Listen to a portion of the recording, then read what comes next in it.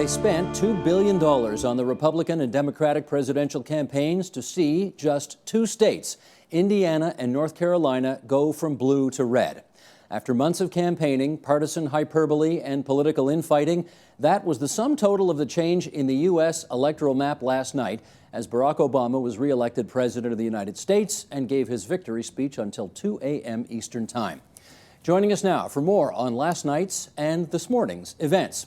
In Washington, D.C., Bill Schneider, Distinguished Senior Fellow and Resident Scholar at Third Way and Professor of Public and International Affairs at George Mason University. And with us here in studio, Andrew Coyne, columnist with Post Media News, and Clifford Orwin, Professor of Political Science at the University of Toronto and Distinguished Visiting Fellow at Stanford University's Hoover Institution. And happy to welcome Bill Schneider on the line back to our program, you two guys as well. And can I just take a moment here to say before we talk election, Andrew, this is your first visit to TVO since the death of your rather legendary father, James Coyne, who was the former governor of the Bank of Canada. And we just wanted to extend our sympathies to you and hope you guys are doing well. That's awfully good of you. Thank you very much. Okay. First question. Did you stay up till 2:30 in the morning and watch the end of Obama's speech, Andrew? I might have been up till the end of it, yes. You might have a been. little blurry-eyed. Clifford, did you stay up to the end of Obama's speech? No, I didn't. You didn't? What time did you go to bed? Once it was clear that the election was settled, so at about 11:30. You're no fun at all. Bill Schneider, did you make it up to the end of Obama's speech, 2 a.m.? I made it up through Mitt Romney's concession speech because everyone was saying he might not concede. He might wait up all night. So as soon as he conceded, that was the signal for you to go to bed. Is that it? It was over. Okay. Well, let's take a look at the Electoral College Map, and if it looks familiar to everyone, that's because it is. There's almost no change from the last election, 2008, when John McCain was the Republican challenger. The only thing that looks different about where the red states are and the blue states are this time around, as we suggested in the intro, North Carolina and Indiana, which went from blue to red, but otherwise the map is essentially the same. And yes, as we tape this, Florida is still gray. Still too close to call, we don't know. Bill Schneider, let's start with you. Battleground States last night, anything surprise you about the way they turned out? No, well, it was a bit of a surprise because they all went to Obama, every one of them. I didn't count Indiana and North Carolina as battleground states because it was pretty clear they were not going to vote once again for Romney. He barely carried them last time. So far, they've all gone in one direction, to Obama. And thank God we're not waiting up for Florida to stop counting its votes. It doesn't matter anymore. There are no dimpled Chads, pregnant Chads, hanging Chads, Andrew. No, we essentially know who's won the election from last night, but did anything jump out at you as a surprise? Mildly surprising that Romney didn't take Florida, but only mildly. They thought they were 2 or 3 percentage points ahead there. It's a clear one, but nevertheless a close one. It's really about 300,000 votes in 4 states, Florida, Virginia, Ohio, and New Hampshire, or Colorado, take your pick.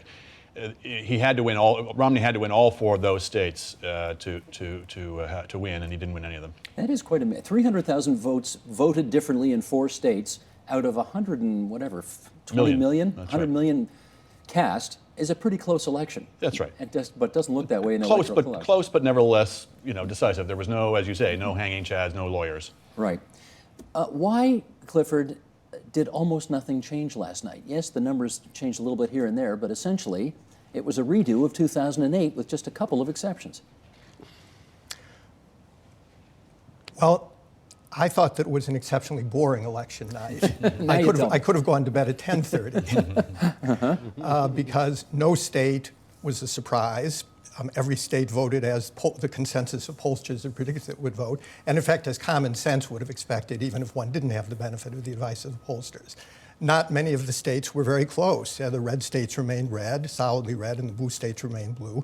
And again, there were some states that were closer, but they too pretty much went as anticipated. So the country is highly polarized. It remains so. There's nothing new there, no. So I would say nothing surprising about the fact that there wasn't much change in the electoral map. You're from Chicago originally, right? Yes. But you're a conservative.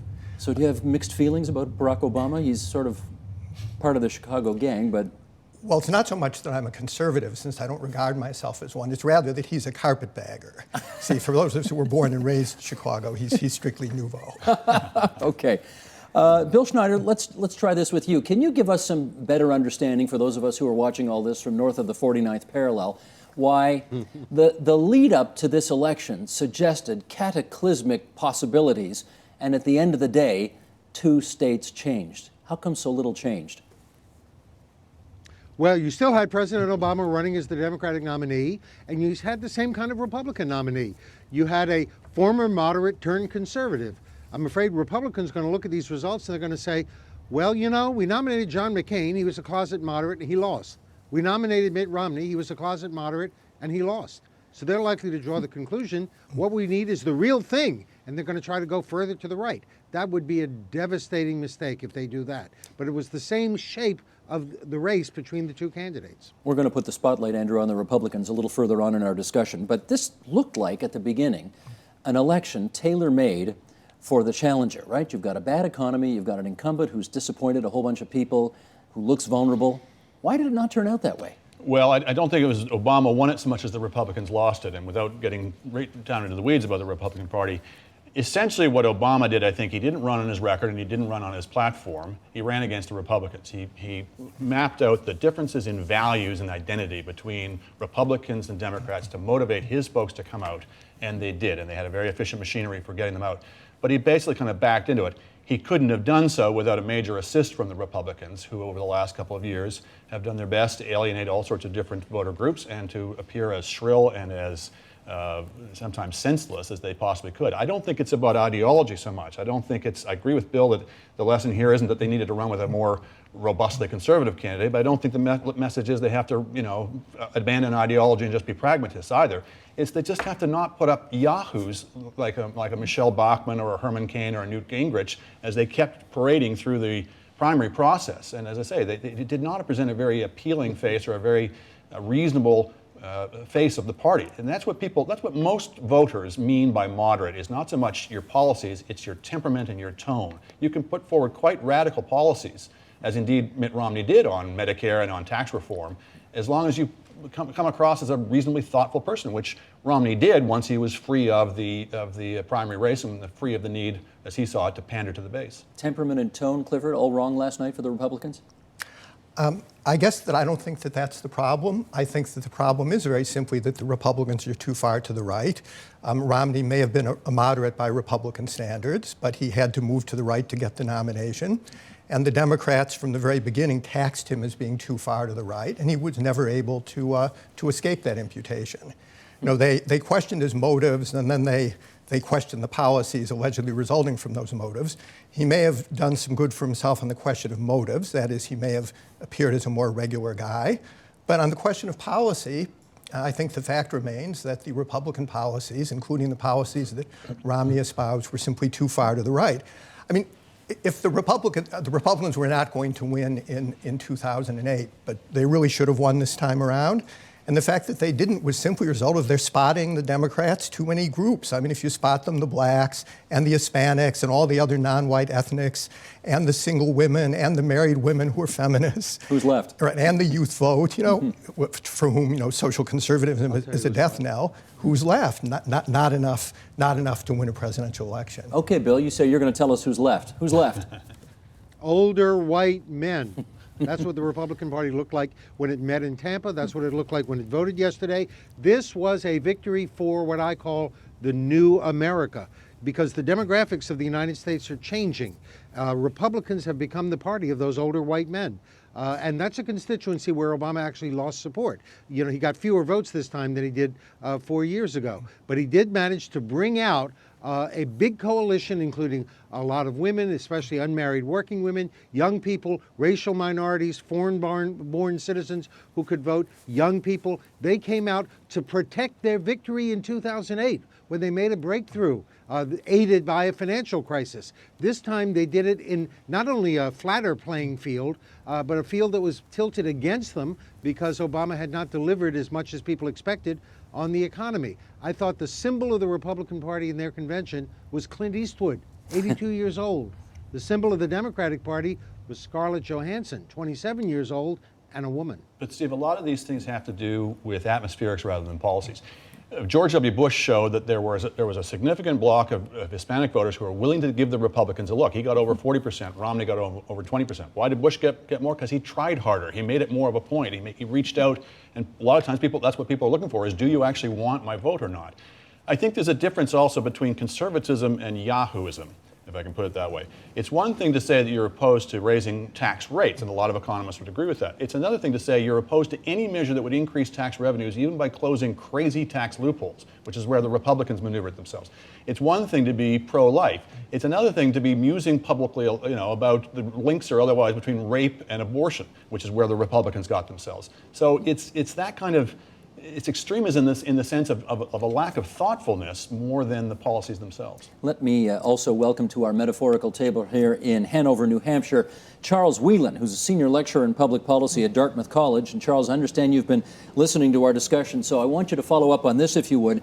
Obama is the first president since Franklin Roosevelt, a long time ago, to get reelected with a 7.9% unemployment rate.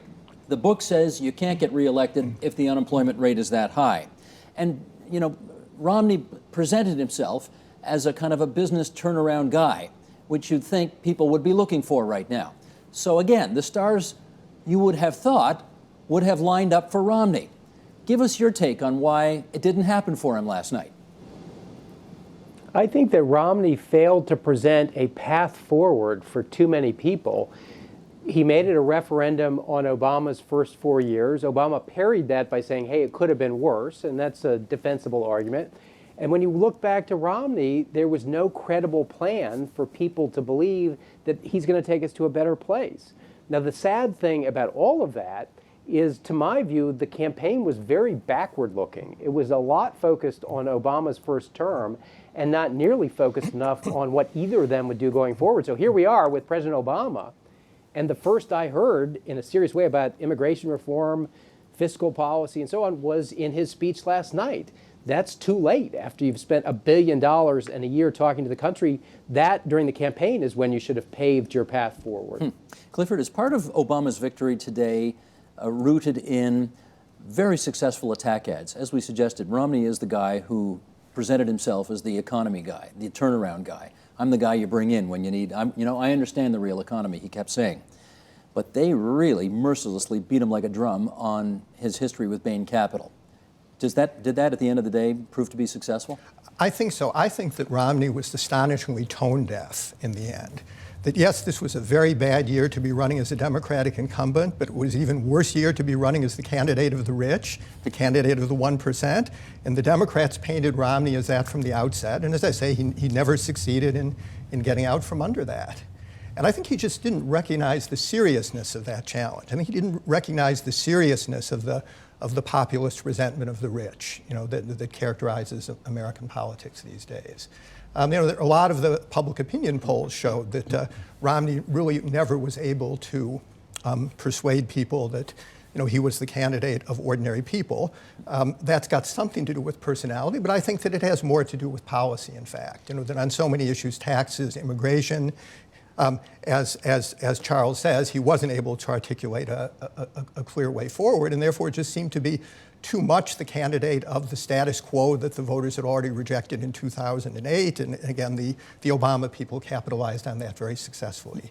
Bill Schneider, let me then ask you to take Romney out of the mix, and let's take a look at the Senate for a second, because there were some Republicans who everybody thought were going to win Senate seats last night. You think of Scott Brown in Massachusetts, who seemed an amiable enough guy and who had a pretty good record with the electorate, and yet he lost. And there were other Republican Senate candidates who everybody thought was going to win, and they didn't win.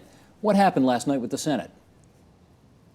Well, what happened was that the New America came out to defend President Obama and his victory from 2008, to keep what they had gained, because they were terrified of the Republicans and the Tea Party. They thought these people are going to take back everything we've tried to do in the last 4 years. That fear factor really worked, and Obama dwelled on it very successfully in his ads. Be afraid, be very afraid of what the Republicans are going to do, not just Romney, but the Tea Party Republicans if they take over. That hurt Republicans everywhere. I imagine Scott Brown would have been reelected in Massachusetts because he was personally very popular if it hadn't been a presidential election. The presidential election got Democrats out to vote all over the country.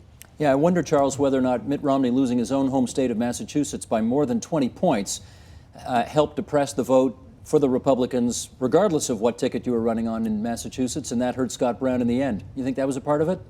It probably did, and I think Elizabeth Warren, of course, because of her connection to financial reform and the Obama administration, had a certain connection to moving forward that she carried over into the Senate race. You know, it's interesting that Romney had three things going for him. One was his business background. One was his role as a leader in Massachusetts when the Democrats controlled the legislature. So he could have made the pitch that, hey, I'm a guy who worked with the other party. And the third big one was the Olympics, which is, hey, I inherited a mess and I made it better, which would be akin to the American economy. They focused on the business angle, and that's the one that really fell flat, in part, I would argue, because private equity is not like running a dry cleaning company. And I don't think they ever communicated to the American people why buying companies, in some cases, laying off a lot of people, selling them, is actually akin to running a business. And the Obama administration exploited that, and he was left without, you know, he's got a great legacy, but it came unburnished in the end. Let me do one more thing, Clifford, with you on the Massachusetts race, because you work for a couple of fairly elitist institutions, University of Toronto and Stanford University. And Scott Brown, in those debates against Elizabeth Warren, kept calling her Professor Warren, as if to kind of say, you're a snooty Harvard professor and not one of the peeps like me. Did that backfire? I don't know whether it backfired, but it obviously wasn't enough. And you know, Elizabeth Warren was a formidable candidate. One has to recognize that. And I think that Bill is quite right that this was an Elizabeth Warren year, given also her prominence in the Obama administration, which helped a good deal. But I have a question that I'd like to put to Bill and Charles, which seems to run counter to the scenario that they've suggested.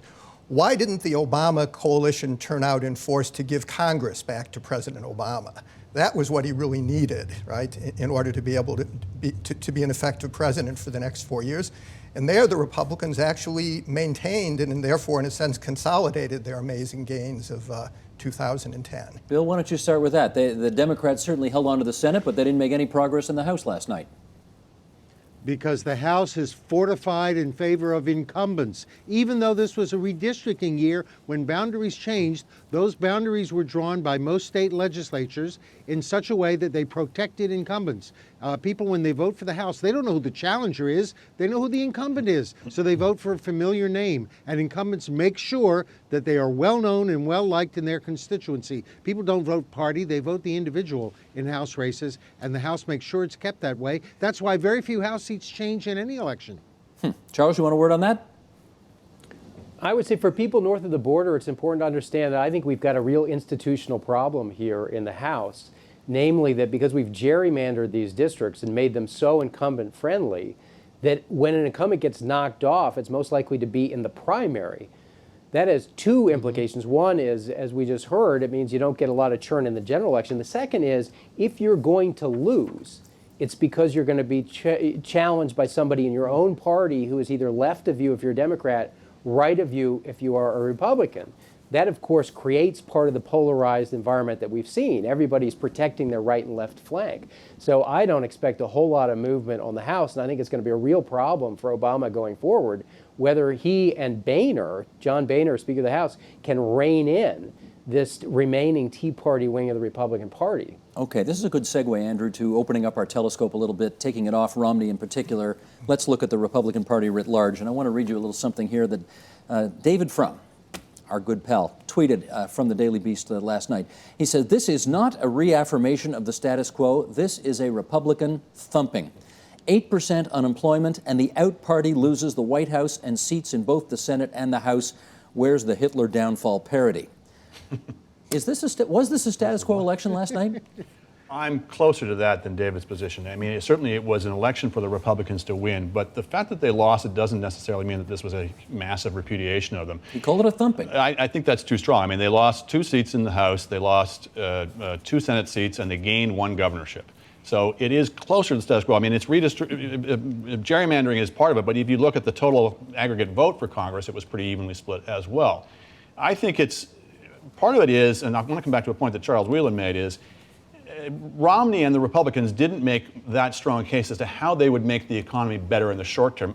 if you're of my persuasion, you would say probably because there isn't a whole lot they could have done. So they invested rather heavily in blaming Obama for the last 4 years. And a lot of voters, I think, probably looked at that and said he was dealt a very bad hand. He maybe didn't do a great deal to make it better, but you haven't made a very strong case to me of how you're going to make it better. So they invested too heavily, I think, in the short-term economic situation, when the really big challenges facing the states, as in Canada, are these long-term demographic challenges, which are going to require really serious decisions to be made about the structure of entitlement programs, about whether to raise taxes and these kinds of things. And that conversation really only barely begun in this campaign. I think Romney was right to bring up Medicare reform. Obama kind of batted it away and said, we're not going to go down that route. But that's as far as that conversation really got. Bill Schneider, follow up on that if you would. I mean, it was a 50-49 popular vote election. And with those kind of numbers, Right. Can you say that the Republicans, as David Frum said, took a thumping? Well, I think they took a thumping only in respect that they lost a lot of seats that they should have carried, like Missouri, which should have been an easy win for Republicans. And Obama himself was very vulnerable, as you indicated, with that kind of unemployment rate. And the race in Indiana, a heavily Republican state, voted for Mitt Romney, and they couldn't elect a Republican senator in that state. I think it's against those kinds of expectations, Republicans lost a lot in a lot of places where they really should have won. And that indicates a real basic weakness in the Republican Party that they've got to worry a great deal about in the future. So let's try to figure out then, Clifford, let's use some historical perspective here. I wonder, are we in 1964, where the Republican Party, after a horrible thumping, a real thumping, where they lost every state except one, I guess, in the polls, and they decide, we got to blow it up. Is it that kind of a moment for the Republican Party now? We got to blow it up? Well, I'm afraid that they didn't take enough of a thumping for it to be that kind of moment for them, right? It wasn't like 1964 because the popular vote was nearly even. They more or less held their own from last time. I mean, that's obviously not adequate, but it wasn't a humiliating defeat. It was a loss of an election that they should have won on the presidential level. Mm-hmm. And then on the state level, these Senate races in Missouri and Indiana, they lost because of extremely weak candidates. But I mean, there's a difficulty, right? Which is that the Republican Party is a democratic institution, like all American political parties, and therefore there is a real question of its base, right? It's not as if the Republican Party is wildly divergent from its base, in the opinions and policies that it promotes. It's that the base seems to be an insufficient basis for forming a winning presidential electoral coalition. This wasn't, Andrew, 1964, right? We didn't have Johnson versus Goldwater here. We had a pretty close election. Yeah. But was it bad enough for the Republicans in what they probably ought to have been able to achieve that this party needs a blowing up right now?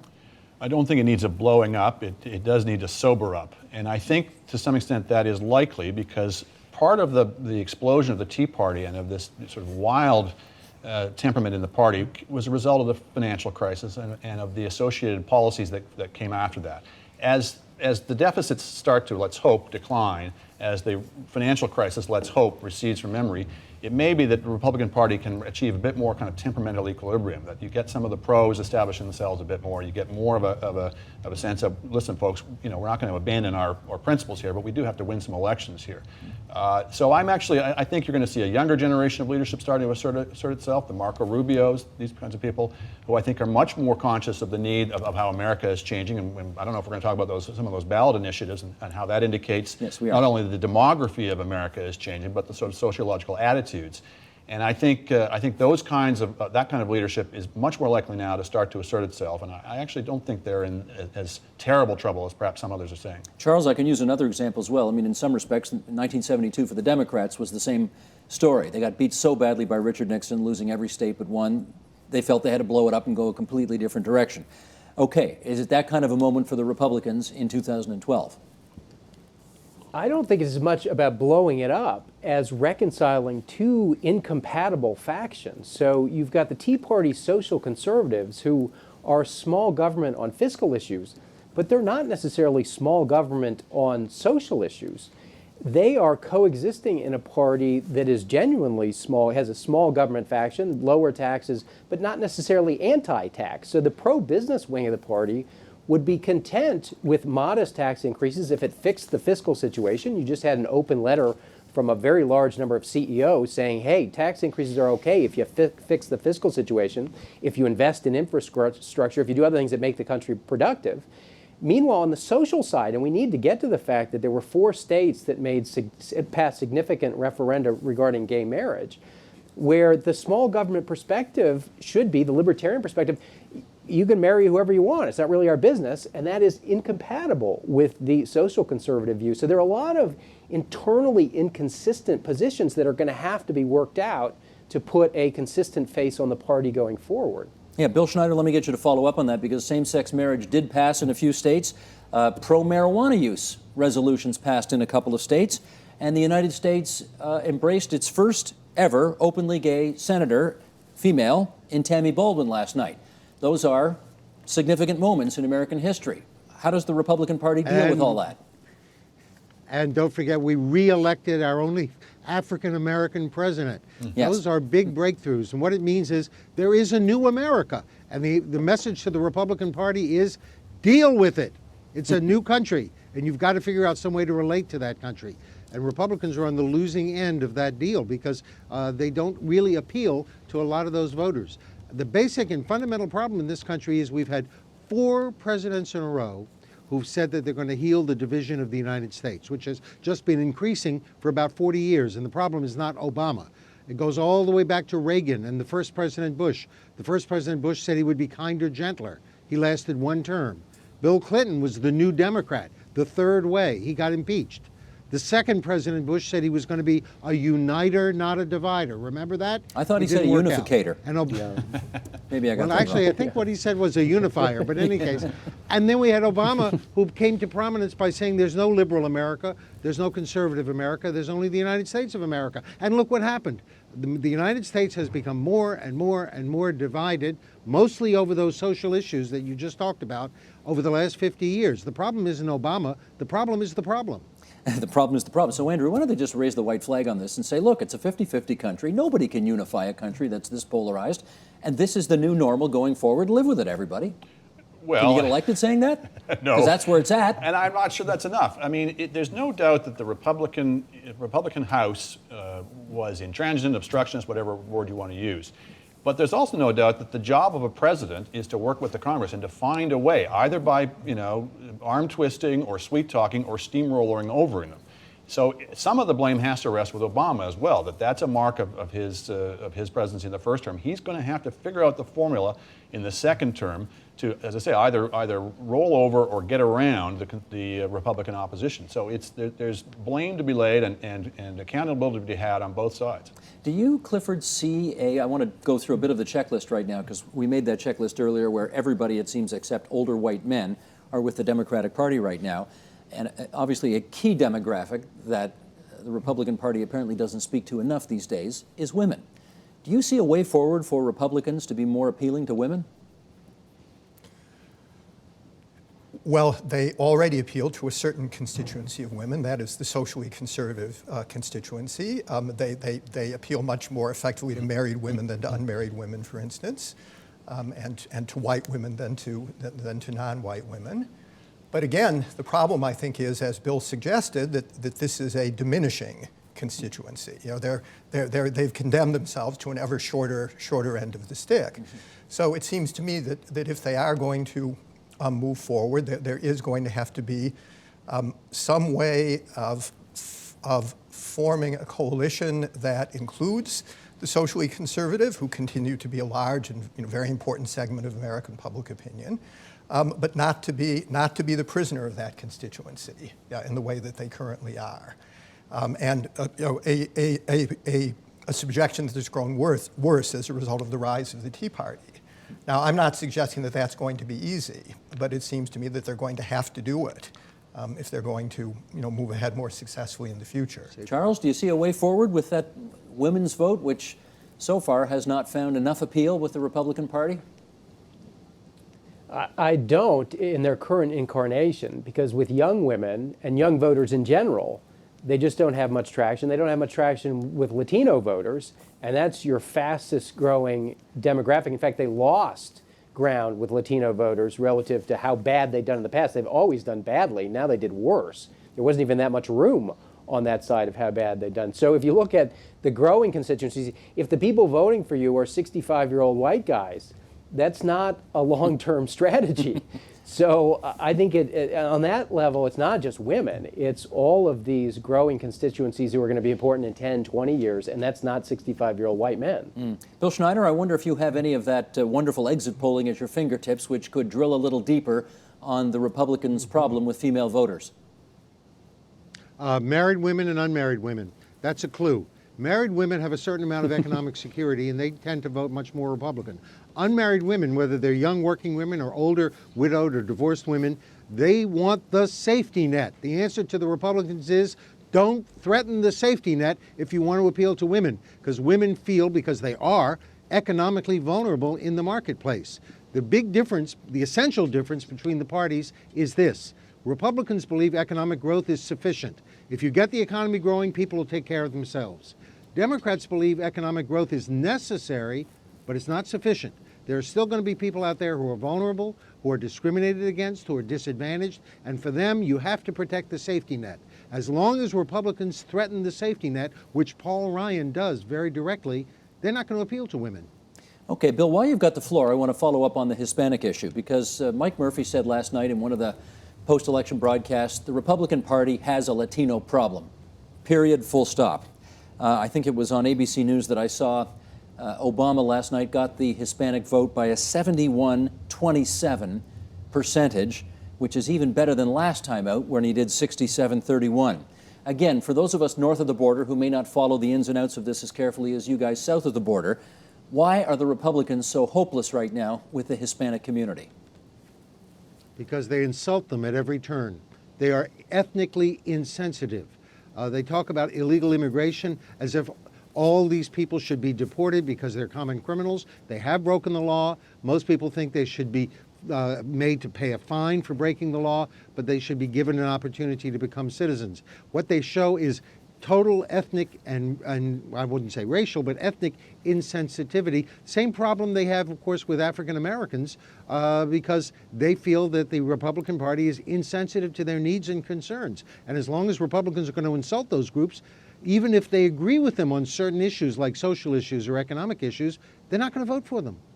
This is, I gather, Charles, a multi-generational problem to fix. If the Republicans are this bad on Hispanic issues today, presumably it takes more than 4 years to turn this around. Is that fair to say? Perhaps, although one of the most articulate and thoughtful folks on immigration issues is Jeb Bush, who, former governor of Florida, married to a Latina, co-chair of the Bush-McClarty Commission that came up with some very thoughtful, comprehensive reforms to immigration, including an earned legalization path for the 11 to 13 million folks who are in the country illegally. So there are thoughtful folks in the Republican Party who recognize that, first of all, we need to do something about this issue because it's a serious problem to have that many illegal folks living in the shadows of the country, who have proposed a palatable compromise working across the aisle. So it's not hopeless. But then again, you've got this wing of the party as manifested in places like Arizona, where you had a state law that was perceived rightfully, I would say, is very hostile, not just to folks who are here in an undocumented way, but to all Hispanics, because it led to a situation where you could be pulled over and asked for papers just because you looked like you might not belong here. That's not a very popular policy with people who are of Latino origin. Yeah. Andrew, do you see a way forward for the Republicans and the Hispanic community? Yeah, I mean, it's both the problem and the opportunity for them. I mean, women are not so much the problem. It's mostly, as we've been discussing, it's been single women, young women. But women as a whole, it's not, that's the least of their problems in a way. The black vote is going to be a long time before Republicans are going to attract large numbers of black voters. That's a really intractable problem for the party. But Hispanic voters, as I mentioned earlier, have been willing to give the party a look in the past when its message and its approach was different.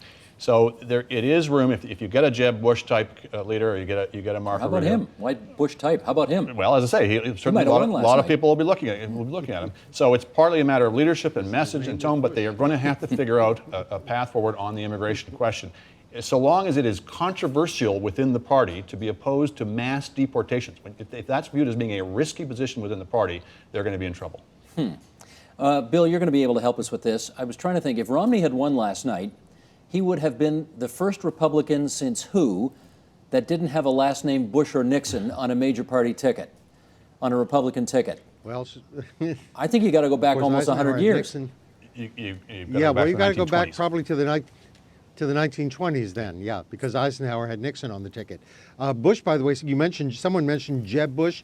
Jeb Bush would be a very attractive candidate if his name weren't Bush. When the exit poll asked people, who do you think is most responsible for the nation's economic problems, people said Bush, not Obama. As long as his name is Bush, he has a big problem.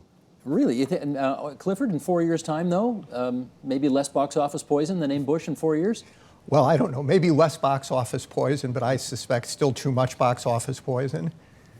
It's quite remarkable, I think, how much it's true that the Republicans are still suffering from the public perception of Bush as a failed president. Here's what Ross Douthat had to say about Obama's victory early this morning in the New York Times. He says, the lesson of the election is that the Obama coalition was truly vulnerable only to a Republican Party that took Obama seriously as an opponent, that understood how his majority had been built, why voters had joined it, and why the conservative majority of the Reagan and Bush eras had unraveled. Such understanding eluded the Republicans this year. In part, that failure can be blamed on their standard-bearer, Mitt Romney, who mostly ran as a kind of vanilla Republican instead of showing the imagination necessary to reinvent his party for a new era. Andrew, you like that? Yes, I mean, he was a problematic candidate. He obviously had a great track record in private life, a mixed record perhaps in public life. Everything you hear about his personal life is a very decent, upstanding man, but he was not able to make this straddle between the party base and the mainstream of the public effectively. He looked like a pandering weakling, frankly, during the primaries. He basically caved them on every issue, and it was very hard, having done that, to establish himself as a sterling person who you could trust through thick and thin after that. I think he made some progress during the campaign, particularly after that first debate, but a lot of the die was cast pretty early in the campaign, partly because, as I say, the candidates running against him during the primaries, Newt Gingrich in particular, beat him up badly, laid the groundwork really for a lot of the attack ads from the Obama campaign. So he was fighting a losing fight, in a sense, to reestablish himself as a credible person. Charles, is there any reason to believe that any of the other 9 candidates who were on the stage with Mitt Romney through the Republican presidential primaries could have done better last night?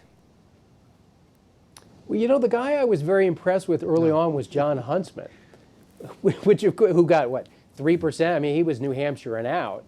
And I think what this speaks to is a point that came up early on. By forcing the Republican candidates through this horrific primary process, and I like the Yahoo phrase that was used earlier, I'm not sure that somebody at this point who is highly electable can make it through that process. I think Huntsman would have been a very attractive general election candidate. We'll never know. But I think you have to do and say things and face opponents who are so beyond the pale that it's hard to come out of that without being so compromised as to be unelectable for a general election. And again, Huntsman, if you looked at his platform, was anybody's idea of certainly an economic conservative. He was not running on a vanilla, let's not change anything type of platform. He just didn't revel in being offensive to everyone who wasn't absolutely hardcore, dyed-in-the-wool base of the party. And that seemed to be the litmus test, was a kind of a tribalism of everybody who's not with us is against this type of thing, rather than here's what I stand for, now let me try to reach out to voters who aren't already with us. Bill Schneider, I think I heard I saw out of the corner of my eye on one of the monitors here that when I asked any of those other candidates could have done any better last night, you said no. So okay, let's take that as it is. Is there any other Republican potential up-and-comer out there that you see as being able to run a more competitive race 4 years from now? Well, there are lots of potentials. I don't know enough about them. Marco Rubio, I've heard speak at the Reagan Library. He's a wonderful speaker. He has a quality one, unfortunately, rarely sees in Republicans these days: generosity of spirit. That's what Ronald Reagan had. I've always said there's 2 great oxymorons in American politics. Republicans have to find a nice conservative. There aren't many of those. Conservatives these days all sound like Dick Cheney or Rush Limbaugh.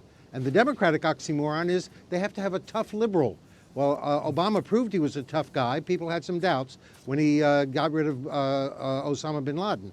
But Democrats have that to prove. Republicans need a nice conservative. Maybe Marco Rubio is one. There may be others hiding somewhere in the weeds. But to get through that process is a very tough call. Remember, when Republicans nominated Mitt Romney, they thought they were going for Mr. Electable. They thought we won't worry too much about principles or ideology. We're going to elect the guy who will win the election. That's what they thought they were doing with Mitt Romney. Clifford, did you like what you saw in the last few weeks from Chris Christie, the New Jersey governor, as a potential candidate next time? No. I think he's simply too much Chris Christie. I think that he's too much of a loose cannon, which is in a way an attractive characteristic in a politician, but he didn't look to me as the kind of person who could, first of all, unify the party behind him, and then to run the kind of smooth, errorless campaign that would probably be required of a Republican these days. Andrew, what'd you think? I think Chris Christie's moment has come and gone. I don't think we'll be talking about him 4 years from now. The phrase I saw online that I quite liked was cosmopolitan conservatism. I mean, Romney's a nice enough guy, but he's certainly not cosmopolitan. I think, coming back to a point we've made again and again today, the Republicans really have to show is that they get diversity. If they want to break into the major cities at all, they've got to show that they are comfortable with, as Bill calls it, this new America. And that you certainly didn't get that vibe from Romney at all. Charles, while we're still on the subject of Romney, Barack Obama did say something in his victory speech last night that kind of tweaked my attention, which was he said he wanted to reach out in the next few weeks to Mitt Romney to see what role he could play going forward in bringing the country back together. I don't know if that was just the president saying a nice, classy thing at an important moment, or whether he's actually got something in mind. What's next for Mitt Romney, in your view? Well, I actually think it's more important for Barack Obama to follow through on that, because the point we touched on earlier and then kind of moved on is his lack of leadership in the first term. And by leadership, I mean the ability to take the country to a place they don't want to go, the ability to get a Republican Congress to do things they said they didn't want to do. And that requires some bullying. It requires some going over the head of Congress to the American people. It requires some bribery. It requires all the soft skills of leadership. And if he were to tap Mitt Romney and say, I'd like you to be co-chair of my commission that's going to avoid the fiscal cliff, this self-imposed calamity coming at us on January 1st, that would be a very good use. If he were to reach out to Jeb Bush and say, Jeb Bush, I promised, once again, immigration reform, would you come work with me on that? He could co-opt some of these folks, show good faith, give them an important voice in what comes forward, and perhaps start healing that gap that we've been talking about for 45 minutes. Bill Schneider, can you imagine either of those things coming to pass? Yes, because remember, he's the guy who named Hillary Clinton as his Secretary of State. She was his bitter rival in the Democratic primaries, and he turned around and offered her a very important position in his cabinet. Yeah, he would do that if he thought it was a gesture that would symbolize the unification of the country, and Romney would probably take it, because, Romney's a businessman. He makes deals. He'll make deals with anybody he has to make a deal with. He made deals with the Massachusetts legislature and was a moderate. He made deals with the Republican primary electorate. You want a conservative, I'll be a conservative. I think he'd make a deal with Obama. Okay, let's, in our remaining moments here, I think we got about 10 minutes and change left here, talk about that chant that everybody talked about last night in Chicago, 4 more years. Let's figure out what's going to happen over the next 4 years. As we suggested, we have a president who, yes, has some working relationship with the Senate, but will have a heck of a time getting any of his program through the House of Representatives. Clifford, as you look forward, does this president stand any chance in you-know-where of achieving anything in this second 4 years, given the lay of the land in Washington now? Well, I think a lot depends on the fiscal cliff, right? That he's going to have this very important test in just the next few months, or less than just a month and a half now. And I think that that outcome is going to be very determinative for what follows. He could emerge from that with much greater prestige. He does have the advantage, I think, of not having articulated a clear program for the next 4 years. So in a way, he's remarkably free so far as the priorities and the deals that he's willing to make. So it's obviously not a great situation for him, but it's not entirely bleak. But the one thing that concerns me that we haven't mentioned, we haven't discussed foreign policy at all. And I think one could offer a lot of criticism of Obama's foreign policy, in fact. But so far as domestic politics is concerned, he pursued the right foreign policy, presented in the right way, and has finessed the difficult issues. But one issue that's looming that can't be finessed is Iran's nuclear weapon, right? I mean, that's just there, and Obama's going to have to find a way to deal with it. Got any suggestions? No. That's the short. I don't presume to offer him advice on The that short and one. correct answer. Okay, I might come back to foreign policy later, but Bill Schneider, help us again understand this. There's a sort of Damocles hanging over this president and this Congress's head, which still, of course, sits and, I guess, what have they got? Another, well, till third week in January, I guess they're going to continue to sit till. They've got this fiscal cliff they've got to deal with. What's going to happen if they can't figure out some kind of deficit reduction plan by the middle of January?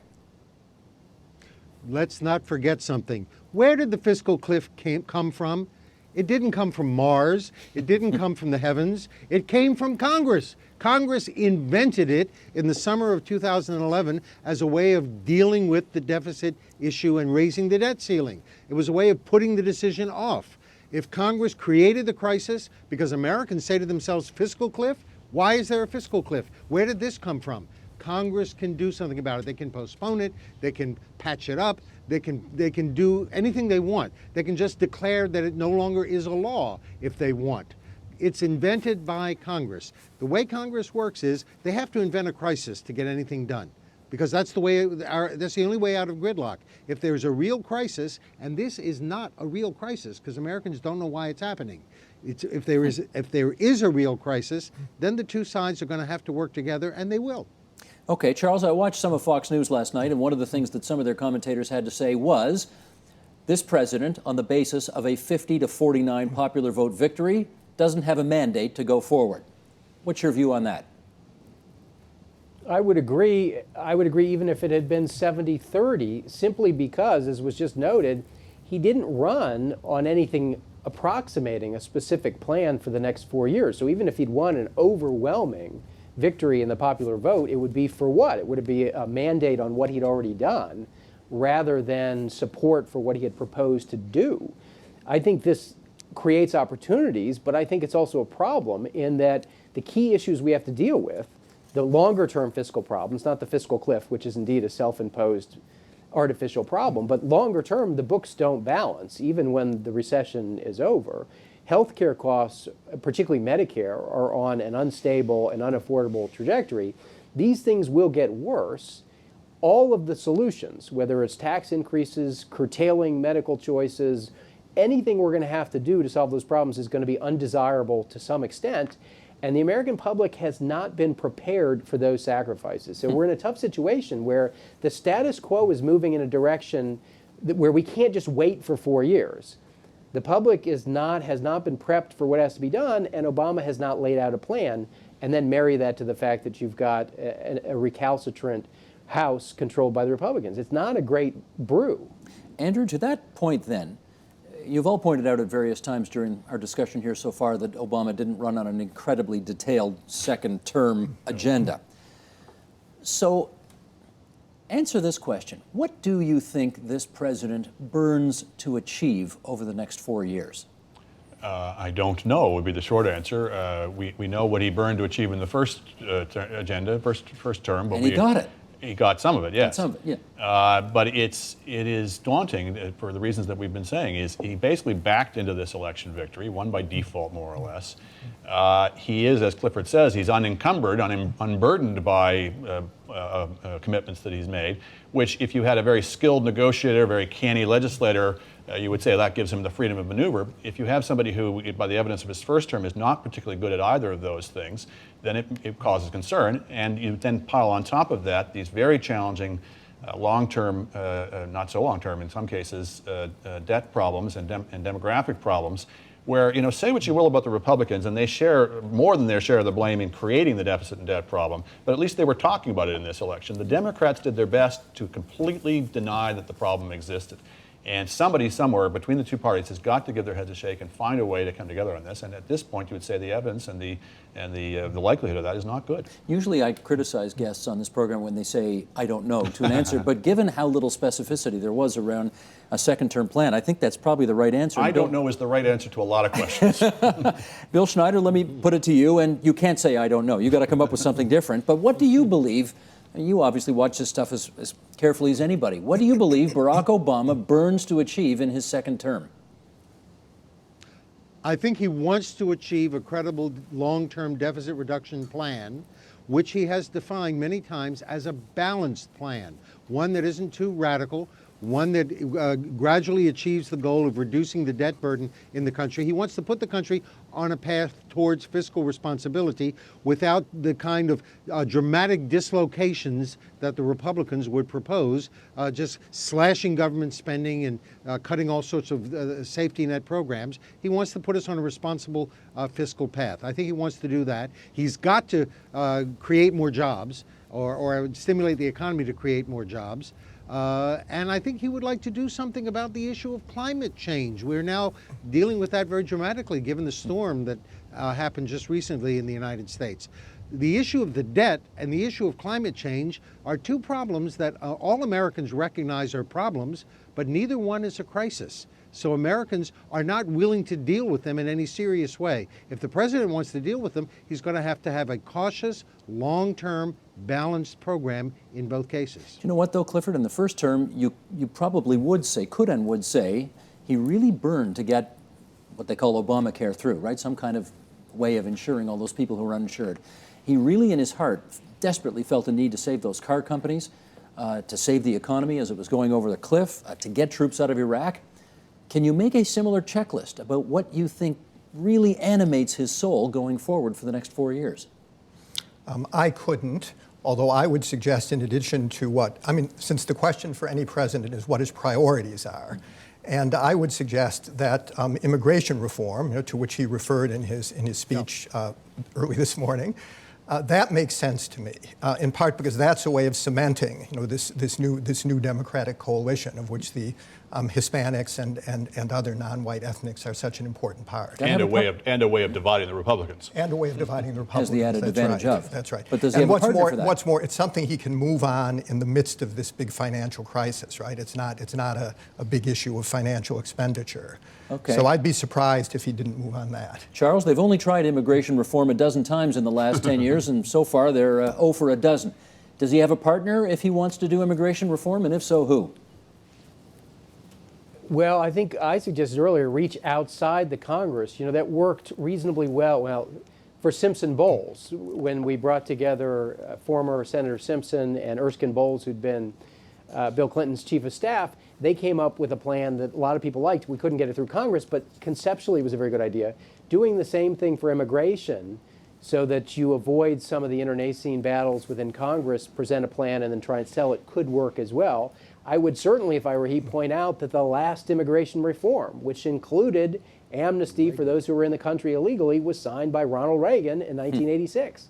This does not have to be a Democratic idea. So there's hope. And I would agree it's probably one of the things he could move on relatively quickly. But of course, he promised that in his first term as well. Andrew, in our last 30 seconds here, I saw Chris Matthews on MSNBC last night getting all very misty and romantic about what Americans went through yesterday. You seem to me to be one of those kind of guys, too. Did you get a little misty about the way they do things down there last night? Actually, yes. I mean, it's ugly, it's abusive, it's corrupt in a lot of ways. But at the end of the day, what you have is two people working flat out to appeal to people to vote for them. They can't tell them to vote for them. They can't make them vote for them. They have to beg for the votes. It's a good thing. It's a heartening thing to see very powerful people having to flat out beg for your vote. That is a good thing. That is heartening. Gotcha. I want to thank everybody for partaking in our post-election night discussion. Bill Schneider, out of Washington, D.C., his third way in George Mason University. Bill, always good to have you on the program. Thanks so much. Charles Whelan from Hanover, New Hampshire, from Dartmouth College. Andrew Coyne, the columnist from Post Media News, and Clifford Orwin from the University of Toronto and the Hoover Institution at Stanford. Thanks so much, everybody. Support Ontario's public television. Donate at tvo.org.